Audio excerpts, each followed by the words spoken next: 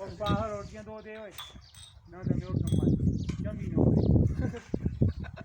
जैसे हम खाना खाने लगे हैं।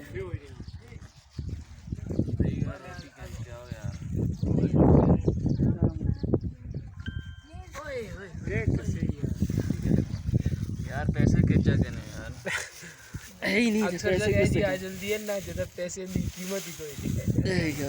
पैसा इंसान को जितना भी हो उस टाइम नहीं काम आता। ये गल ठीक है यार।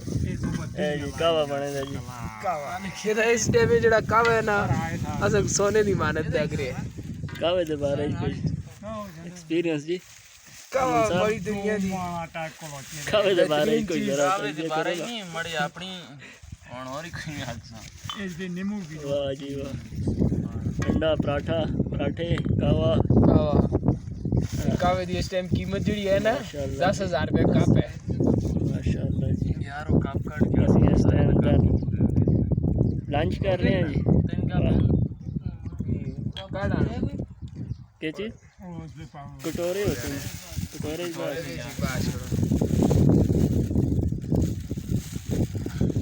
कोई दिया पकड़ पकड़ वो चाहो ने वो को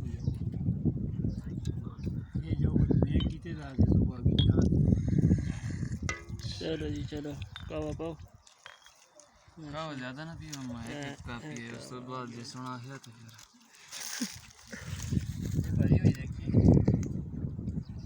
नाल सतु बंगा जी।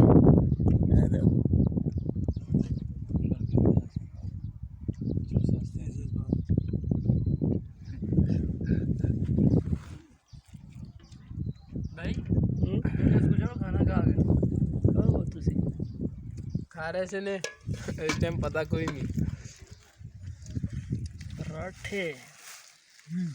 भी आना है यार।